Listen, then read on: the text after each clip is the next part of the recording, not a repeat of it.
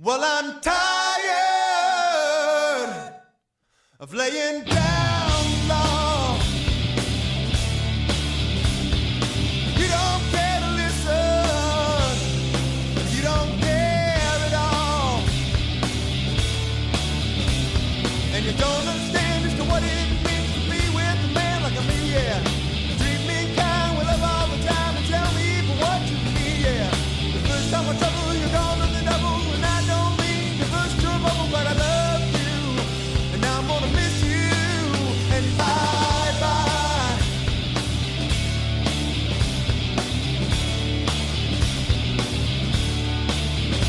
And I'm tired of breaking down the wall.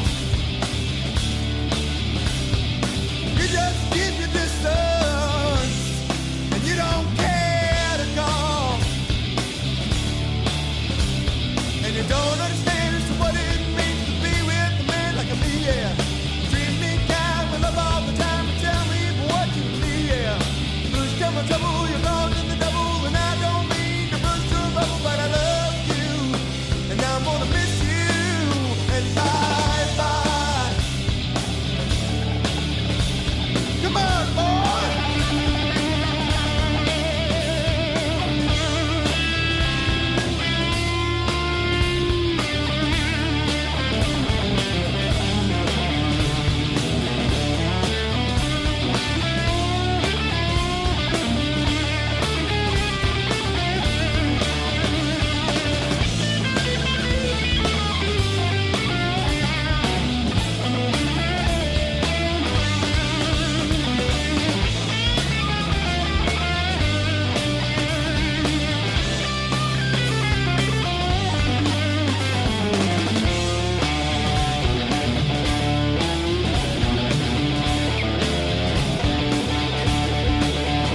And I'm tired of waiting for the fall. And you make no commitments, you can't have it all. And you don't understand as to what it means to be with a man like me, yeah. Treat me kind with love all the time and tell me what you need, yeah. First time I trouble, you're gone on the double, and I don't mean to burst your bubble, but I love you, and I'm gonna miss you, and bye-bye. Take it home, boys! Come on! And I'm tired.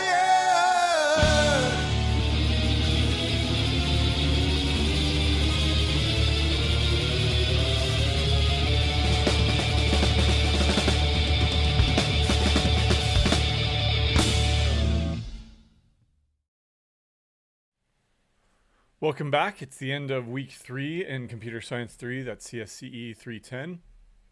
So today we're going to cover minimum spanning trees, probably 1.5 algorithms because it is Friday. So at the end today we are going to go over a quiz. Again, every Friday traditionally this course has a quiz, but since we're online this year, and maybe in the future as well, I've removed those quizzes, but I will still, as a review, go ahead and go through those quizzes. Go ahead and transition over to the main screen here. Minimum spanning trees. There are lots of like I said, there are lots of different algorithms that you can use for these.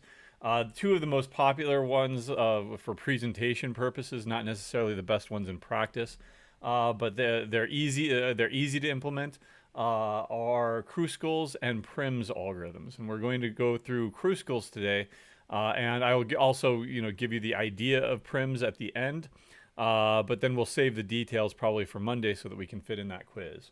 So first of all, though, what is a minimum spanning tree?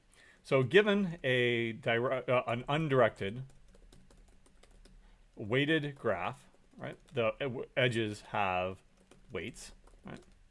You can also talk about graphs where the vertices have weights. That's not that usual though, and you can usually flip those around and have an equivalent graph depending on what you're trying to model, where the weights are on the edges, because Traditionally, if you're at a vertex, it costs you nothing to stay at the vertex. The edges are capturing some notion of traveling from one place to another or moving from one place to another, and there's a cost to doing that. So the edges have weights. We want to create a spanning tree of minimal total weight. Right? So what is a spanning tree? A spanning tree is simply a tree that connects all of the vertices into one tree, one graph, basically. So there are some corner cases or edge cases that you do have to consider. If your graph is disconnected, there is no spanning tree, but you can create a spanning forest. Right? So if you've got multiple connected components, then trying to span it's impossible to span it because those components are disconnected. There's no edge between these two components. And so necessarily what you have to do is you have to find the spanning tree for this particular component, the spanning tree for this particular component, and then you can call that the spanning forest. Right? In general, there may be many minimum spanning trees. Right? So even though we call it minimum spanning tree, it's better to call it minimal spanning trees because there could be many of them. In fact, if you have an unweighted graph where you can put uniform weights on all the edges, an edge weight of 1, then any tree is going to be a minimal spanning tree. Okay. So again, just to visualize a few of these corner cases. If you've got a graph that looks something like this,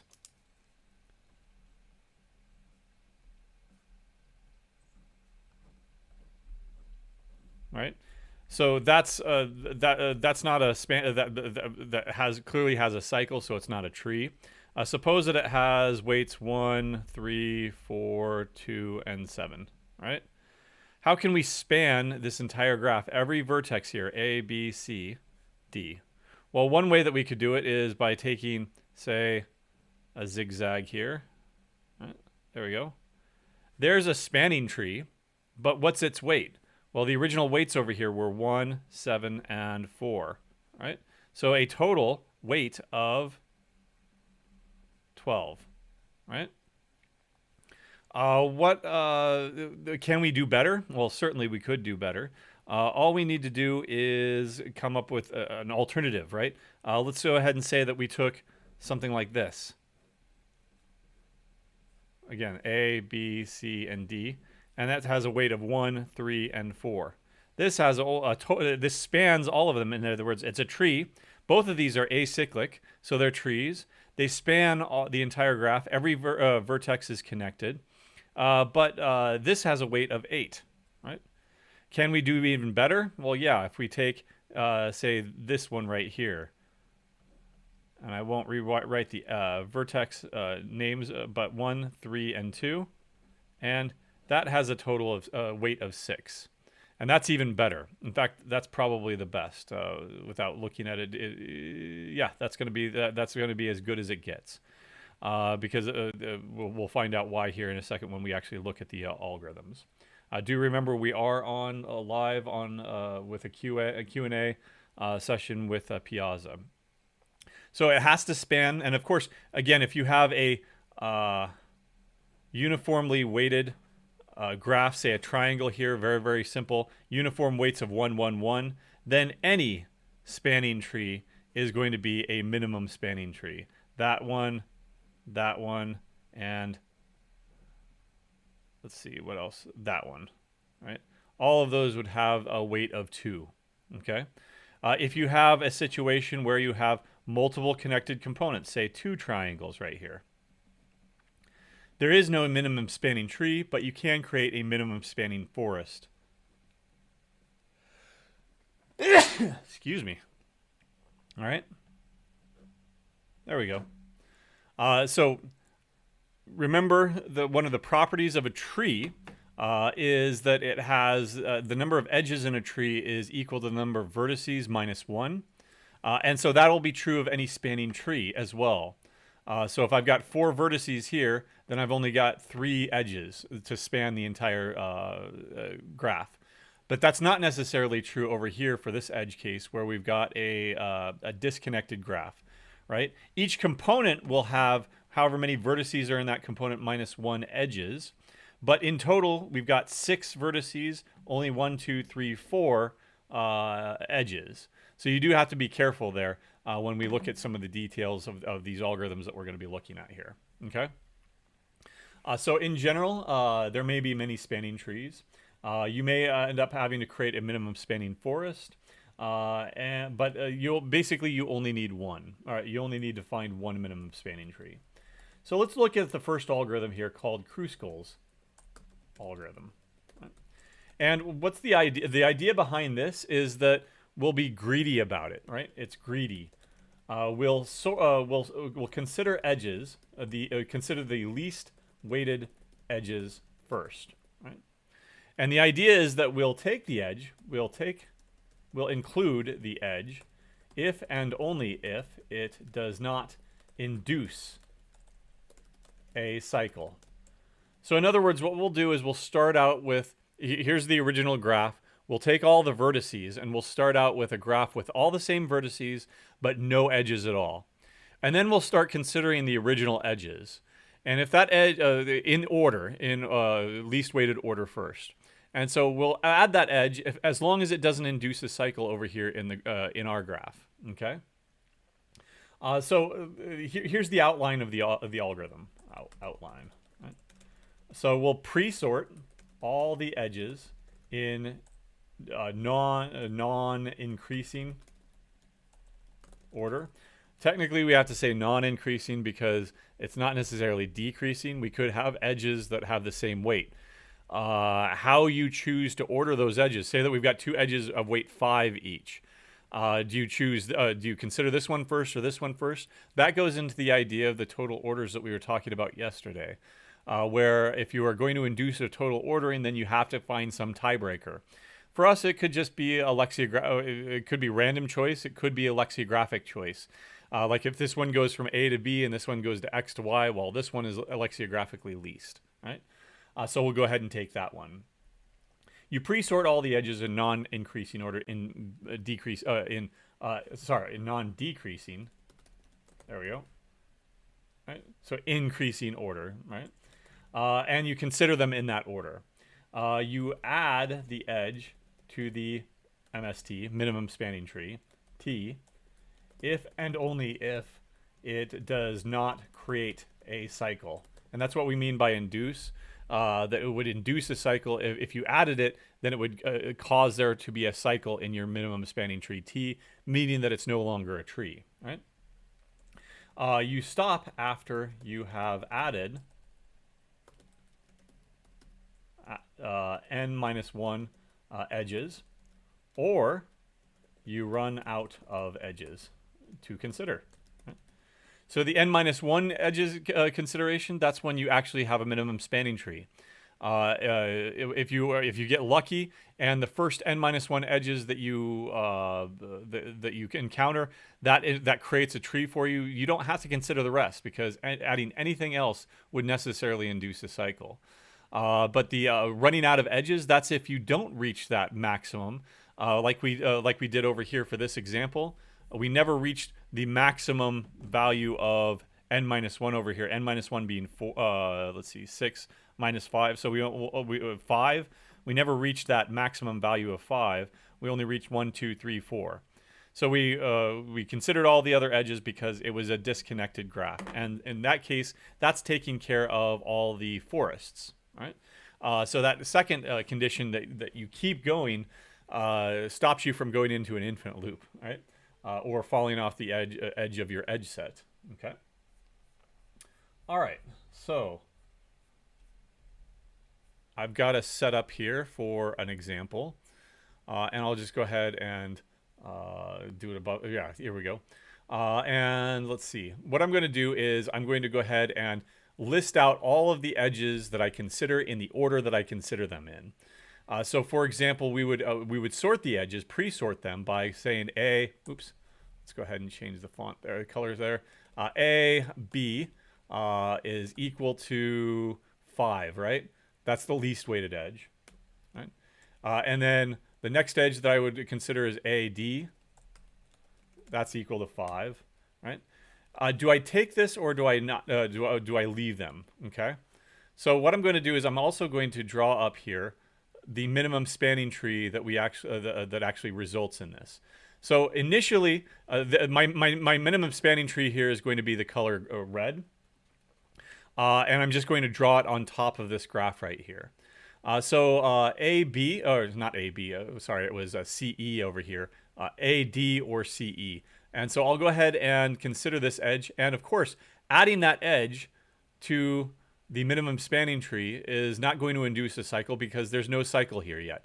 Don't look at the actual graph. Look at what I'm drawing as far as the red is concerned, because that's my minimum spanning tree that I'm building. Okay.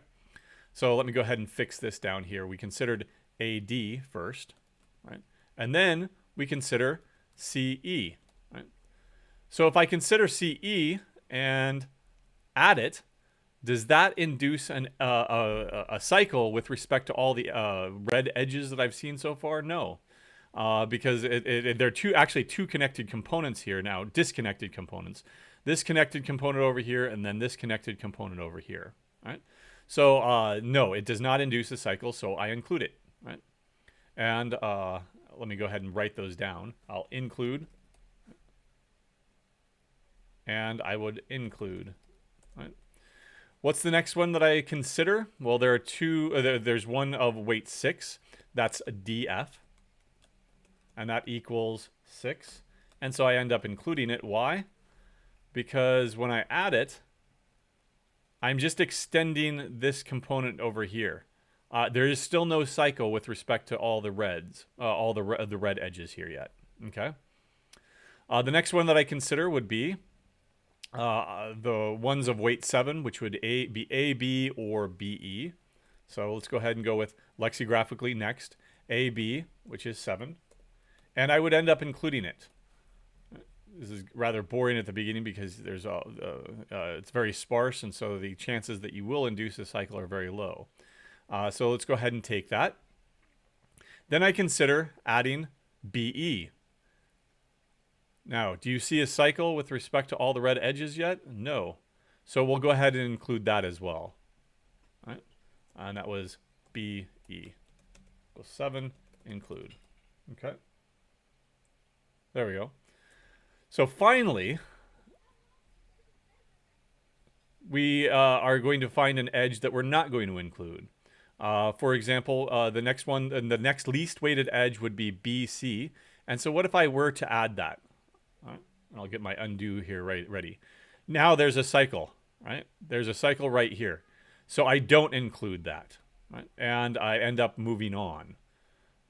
That was BC equals 8, exclude, right? And by the way, have I reached my stopping condition yet? I've included 1, 2, 3, 4, 5 vertices. And there are 7 edges, 5 edges, and there are 7 vertices. So no, I need one more to complete the street, to span this graph. Okay. Well, what if I tried taking the next least weighted edge, which is this one right here? Now there's a cycle right here, right? And so I don't do that, and I exclude EF. Right, so EF, which is equal to 8, exclude. And again, I'm going in order here, 5, 6, 7, 8. The next one that I would consider would be the 9s. And if I'm going in lexicographic order, I would consider BD first. And then I would consider EG. Well, what about including BD? Again, cycle. So I don't include it. But what about including EG? That wouldn't induce a cycle. So yeah, I'll go ahead and take that. So I exclude this one, and I include this one. And at this point, you can visually see that it spans the graph. Right? All the vertices are now connected, and that is indeed a tree. And so there are lots of other edges here that I don't have to consider. I no longer have to consider F and G or D and E. I can now prematurely stop the running of this algorithm and say I'm done. Right? I don't have to go any further.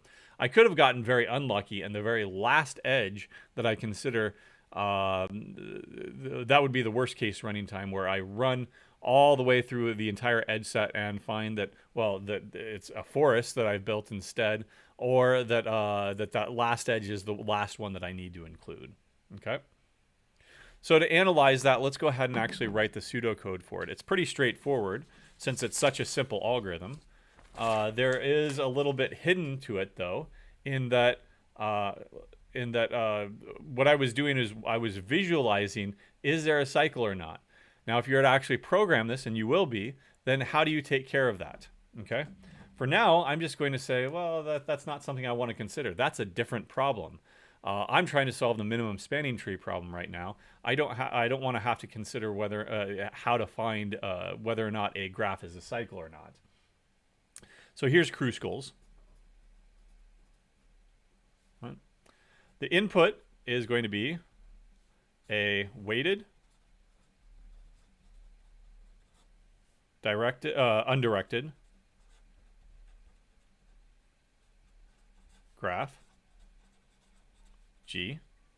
And you can consider, by the way, undirected graphs, weighted undirected graphs for spanning trees, but it kind of makes a little bit less sense, because what does span mean in that sense? If I've got a directed edge from, say, A to B, and if I include that edge, then am I really spanning those two vertices? Because spanning means that they're connected. Well, connected means it's weakly connected, like just one direction, or is it strongly connected like this? And so it's typically not something that we really consider. It doesn't come up at least that often. But you can consider it and see what it looks like. Okay. My output is going to be a minimum spanning tree, T of G. Oh, and by the way, we didn't finish this out here. What is the value of this minimum spanning tree? Or the weight, the total weight? Right. It would be 5 plus 7 plus 7 plus 6 plus 5 plus 9. And I believe if I did it right in my head, it's going to be 39. 11, 25, 39. Yep, there we go. Any other spanning tree here would necessarily have weight 39. There could be alternatives, and I don't know if there are or not. I don't think that there actually are, since we didn't have a choice of taking the two equally weighted edges. But in any case, even if this one is unique, there could be other inputs in which they are non-unique. So you could have many equivalent minimum spanning trees, and that's perfectly fine. Right? So our output, again, is a minimum spanning tree T of G. Right? So I'm going to sort the edges, E, and again, V, comma, E, that's how you represent a graph, the vertex set and the edge set. Sort the edges in non-decreasing order. Non-increasing. Increasing order, so non-decreasing order. There we go.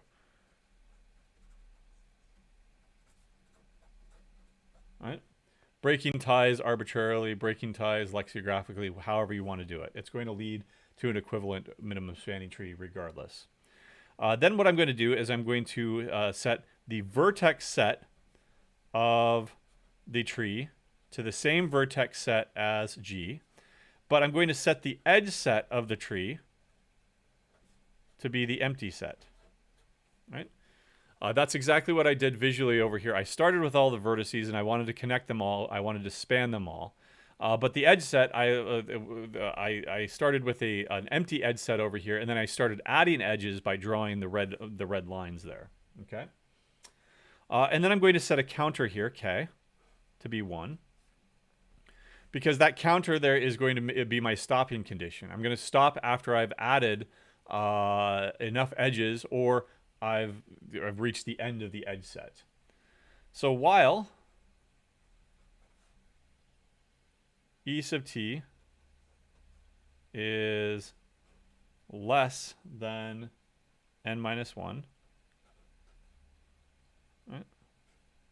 Actually, why did I set my counter? Yeah, I'm going to set my counter for a subscript here.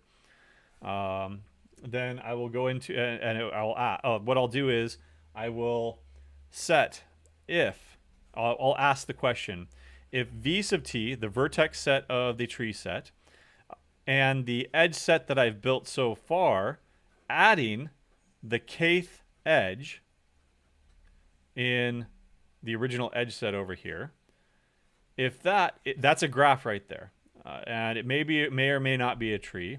If this is acyclic, then I will go ahead and permanently add it to the edge set. E sub k. There we go. And then I will increment my k here. Oops. There.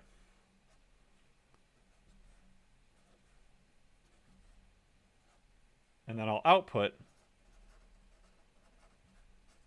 v sub t, e sub t. All right. And you can also do break at the end of e sub t, or not e sub t, but e. Right. In other words, break out of this loop also when you reach the end of your list of edges. Right. There's the idea. Right. And of course, it all completely depends on how you are representing your graphs. It all depends on how you're storing your weights, et cetera, right? This is perfectly fine here. I don't have to say give the details of a quicksort implementation or something like that. Just put them into a list and then call a standard sorting algorithm. Likewise, I didn't provide the details for this line right here. Is acyclic, right? How would you end up solving that right there? Well, we did that yesterday, or over the last couple of days. DFS and BFS, one of their applications is determining whether or not a given graph is acyclic. So you are building a different graph here for each one. You're saying, here's my graph, go ahead and add this edge. Now give it off to a subroutine, DFS, BFS, that returns true or false, depending on whether or not it's acyclic, right? And if it says true, it is acyclic, then go ahead and permanently add it and move on, right? Or if the alternative here is if it says that it's not acyclic, that it contains a cycle, then go ahead and take it out and then continue, right? So it all depends on your perspective and how you're building this graph right here. The with respect to pseudocode, we don't have to worry about those details. All you have to do is create this graph and ask, is it acyclic or not? Right? But now when it comes to analysis, this does become important here. Because if you're using DFS or BFS, we'll go ahead and take the idea that it was order n, where n is the number of vertices or number of edges in the graph. Even if you take that it was order n plus m, that's still going to be the same thing in this case. Why? Think about what you're building here. Sure, you have n vertices, but you only ever, at most, the biggest that this will ever be is a tree plus another edge. So in other words, the number of edges here in this that you're testing will never be order n squared. Because you're only ever adding one and then it stays acyclic. In other words, it stays a tree or a forest. It never exceeds n. So it actually will only ever be n plus n, giving you the original order n here for DFS, a DFS implementation of this.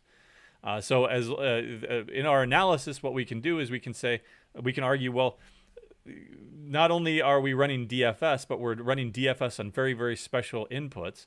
And those very special inputs mean that the running time is actually only ever going to be order n, whether or not you consider the edges or the vertices. It doesn't matter, right? You're running that DFS algorithm on a very sparse graph, so it's going to be order n.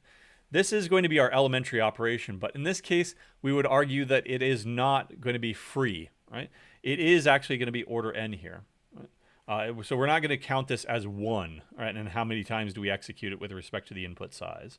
Instead, we're going to say that it is indeed order n. Right? Now, how many times does this line execute with respect, this loop execute with respect to the input size? Now, in this case, you got to be a little bit careful because the worst case scenario would be where you run through the entire edge set, right? Where you consider every single edge in E. Right? And if E is order m, which may or may not be order n or n squared or whatever, then that does become important over there. That you are running DFS, granted a restricted DFS, guaranteed to be linear DFS, but you are running it m times. So altogether, you would say, well, okay, it's order m times n. And in the worst case scenario, where you've got a very dense graph with order n squared vertices, then okay, fine. This is going to be order n squared times n, which is order n cubed. Right? That certainly provides a very loose upper bound. You can use smart data structures to do that. Of course, up here, this would be order, this sorting right here. This is not trivial either. Just using quicksort or something like that. That's going to be m log m. So no matter what, you've resigned yourself on dense graphs to have a performance of n squared log n squared. That squared goes away though. And so this is not much worse, right? You're already pre-sorting it up here. And so n cubed, well, all right, fine. And if our input size is going to be order n squared, then that kind of becomes linear, and this kind of becomes almost linear, right?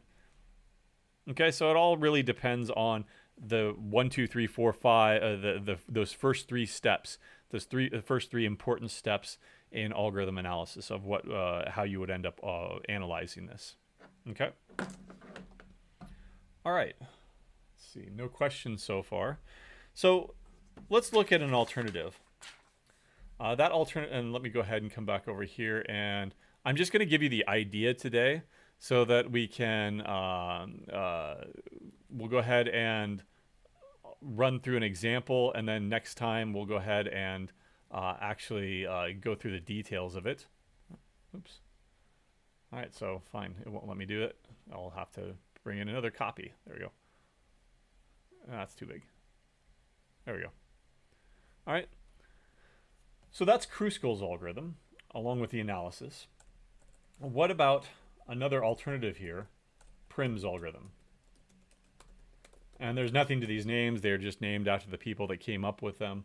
I doubt that they named them after themselves. It was just other people named it Kruskal's algorithm because Kruskal came up with it, right? Only the extremely vain would name something after themselves, right? All right, so the idea with Prim's algorithm is that we don't do cycle detection.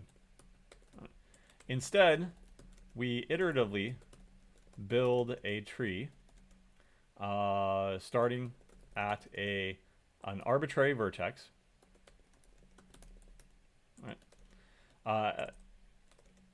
Throughout the algorithm, we build a frontier. There we go. Of fringe edges or vertices and edges, right? And we expand the tree, adding a fringe vertex on each iteration. Right? So the idea here is I'm simply going to visualize it here. Let's go ahead and let's start our frontier here at A. There we go. So there's my tree so far.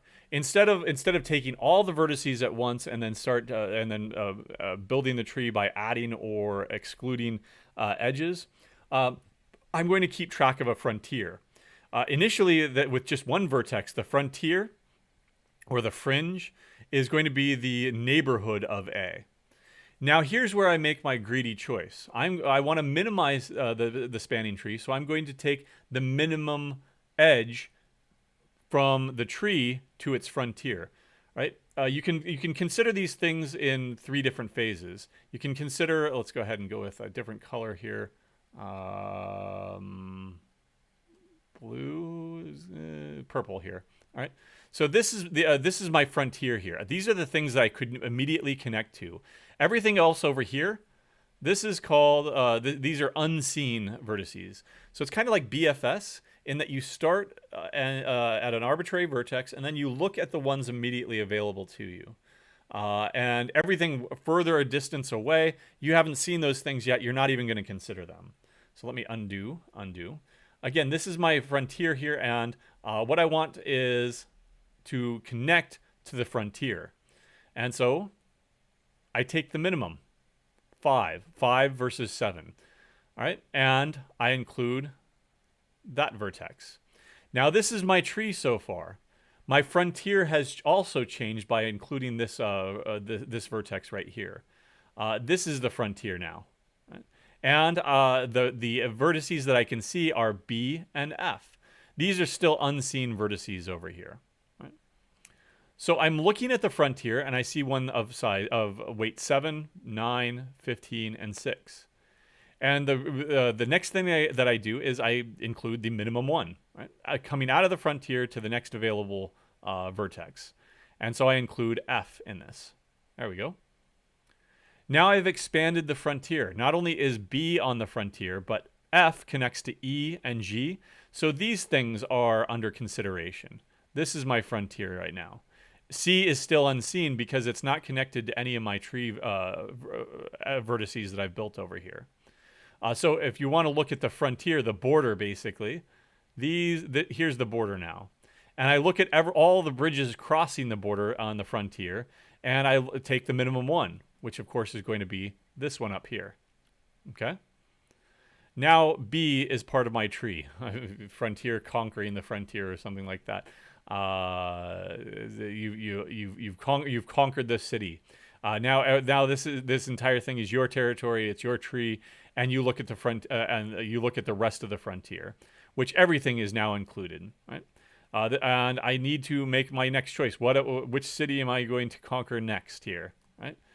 So do I of course want to. I've got a conquering army. I want to take on the easiest city and then expand from there, right? You attack the weakest opponent, and so 7 here is what I attack because I had the choice of 8, 7, 15, 8, or 11, and the minimum one is 7, and so now that's my territory.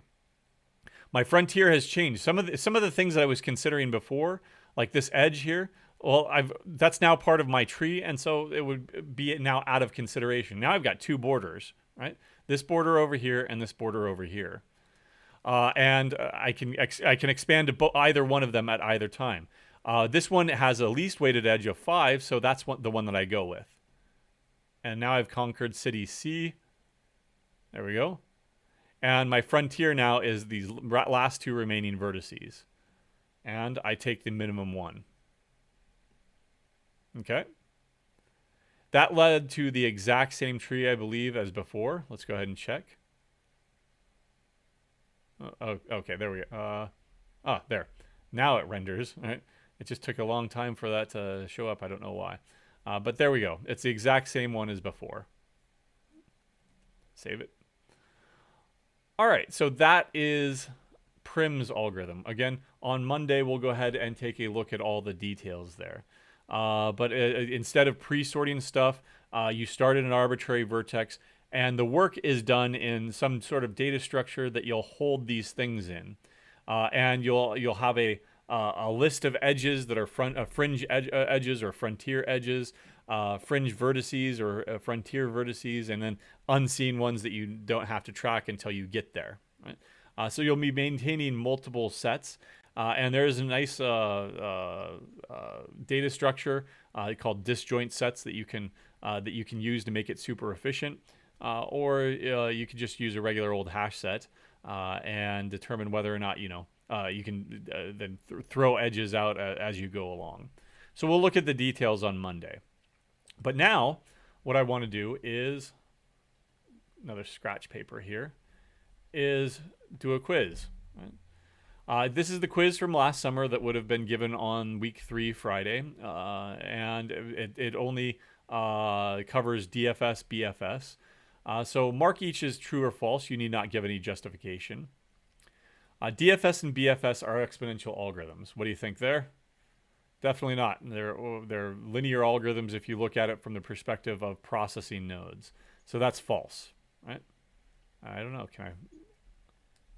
Oh, I can't write on this one. Sorry. So false. DFS can be used to find the shortest path between any two vertices in a graph. That is definitely false. BFS can be used to find the shortest path from an initial vertex, the vertex that you start at, to any other vertex that it's connected to in an undirected, unweighted graph, right? So there are lots of caveats there for using BFS. BFS can be used to determine if an undirected graph is a tree or not. Yes, by doing cycle detections, right? So false, false, true. Those are kind of gimmies. Perform a DFS traversal on the graph in Figure 1. Using lexicographic ordering to determine the next vertex. Indicate the discovery time of the traversal. Draw the DFS tree that results from any forward or back edges or cross edges. Start at vertex A. So let's go ahead and use notes over here to do this. Yeah, there we go. All right. I can make it a little bit larger here. So we're going to go ahead and perform a DFS here. We can go ahead and also keep track of the all the artifacts that we were doing before, the finishing timestamps, etc., etc. What was our criteria again? Indicate the discovery time, order time of the traversal, draw the DFS tree, start at vertex A, and use lexicographic ordering. Okay, so straight up, it's going to start at A here. So A is going to be, A will be discovered at timestamp 1. Right? And I'll increase the size here. Okay. And I'll go ahead and mark it as well.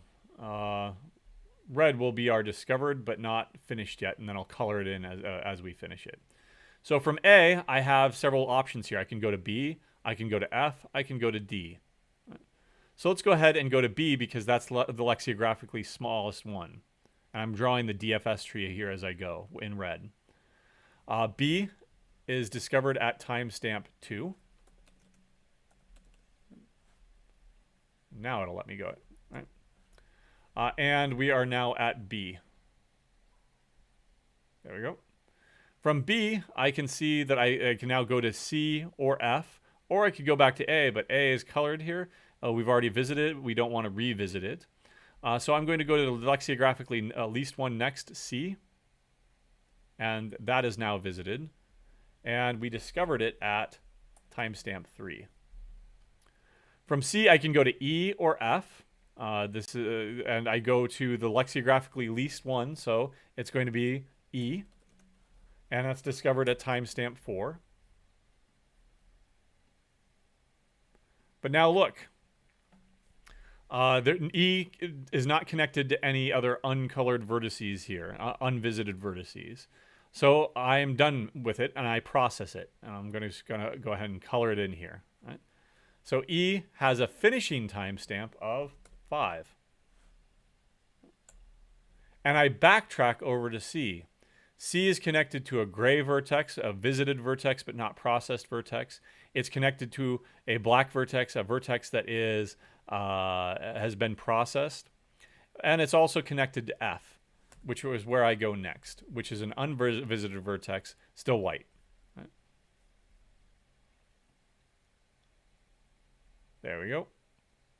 And F is discovered at timestamp 6. Okay.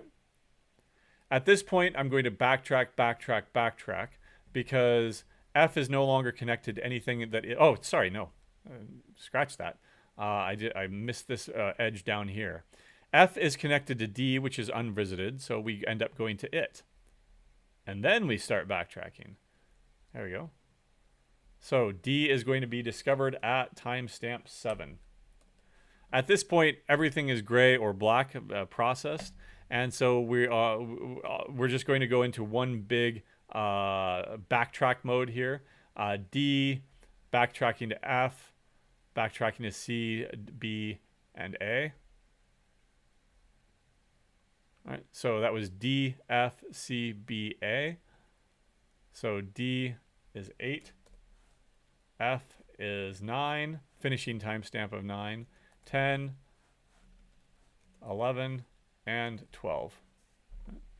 And then, of course, you can redraw the tree here if you want to. I've made a good mess of it already, though. Right? But that's your DFS tree. Okay.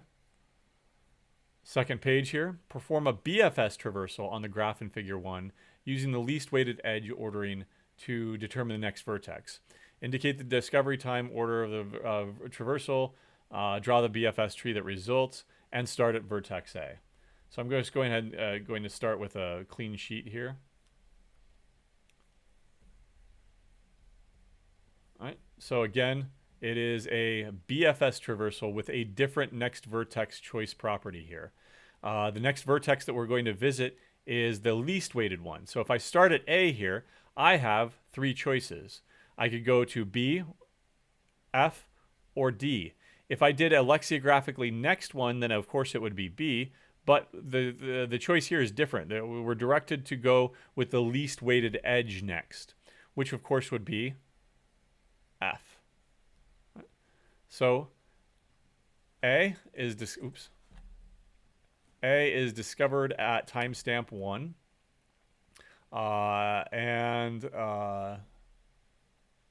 Then F is discovered at timestamp 2.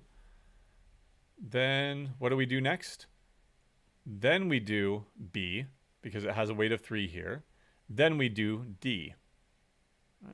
So mark those with their respective timestamps of B is going to be discovered at 3.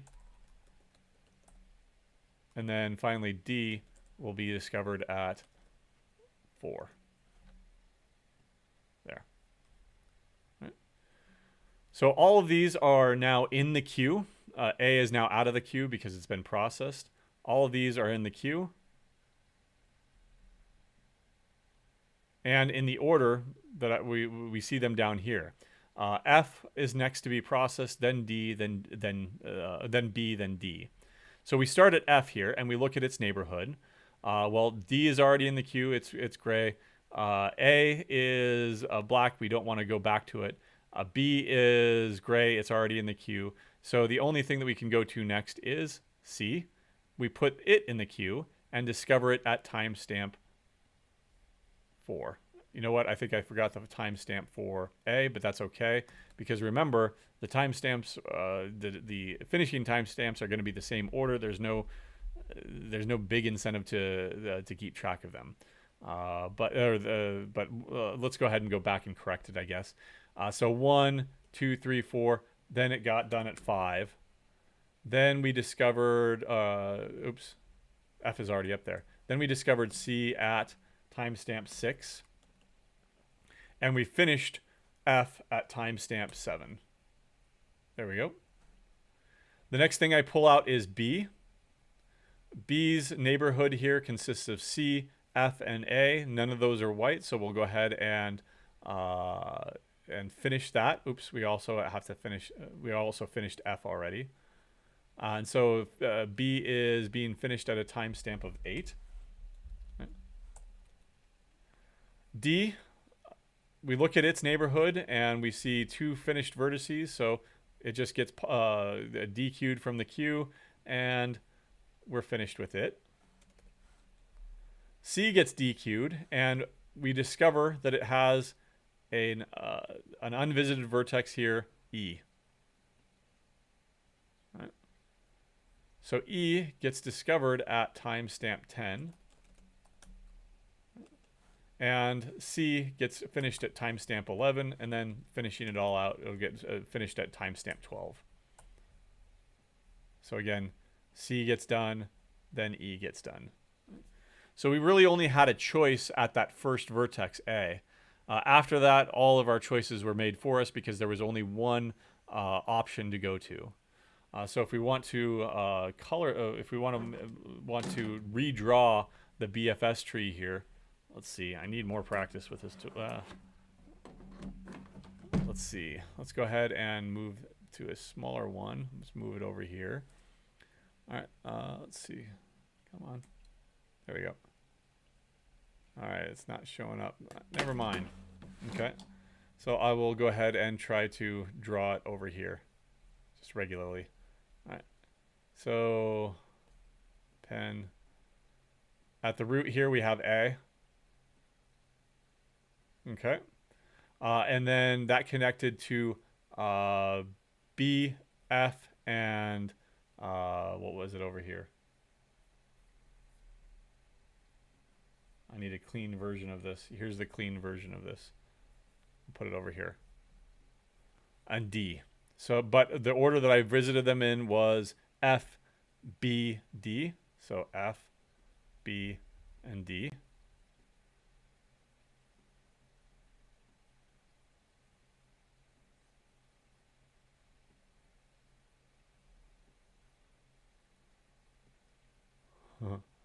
Looks like grade school writing. Sorry. After that, we visited C, which off of F.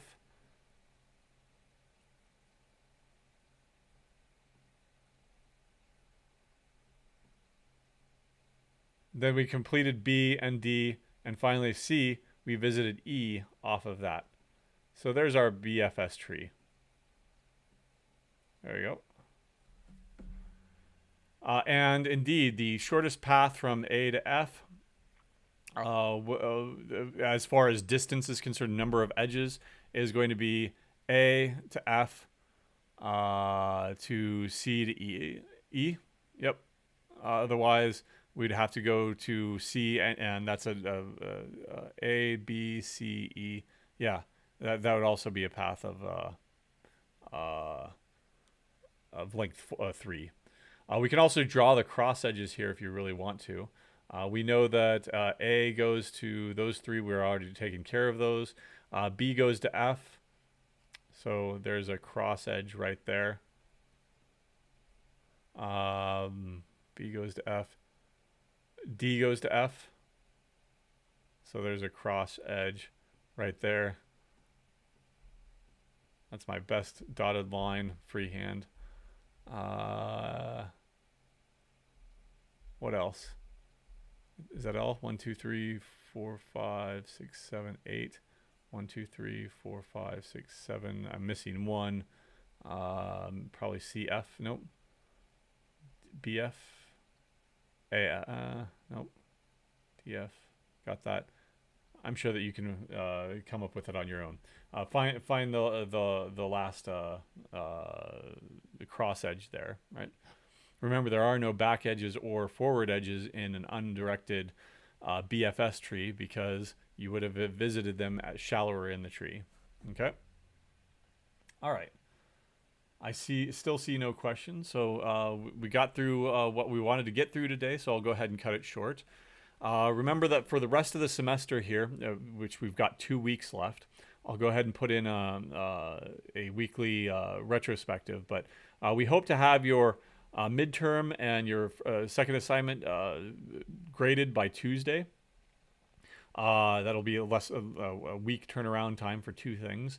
And for the rest of the semester, of course, we'll finish up on graph algorithms probably Monday or Tuesday. And then we'll move on to another algorithmic technique called dynamic programming, which is basically a way of flipping recursive solutions to be bottom up, so that you don't have to use the recursion and potentially redo calculations. You cache them instead using a table, a tableau. And then we'll look at more computability, more theoretical points of view of computability theory, P and NP completeness, and stuff like that. So there are less than 2 weeks left because we don't have Friday. That last week, there's no Friday class. It only goes for 24 sessions.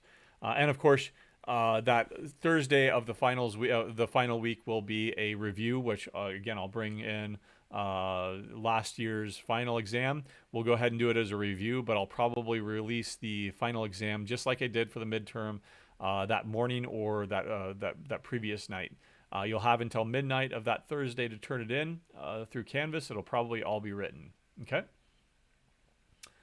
No questions, so I'll go ahead and wish you a good weekend.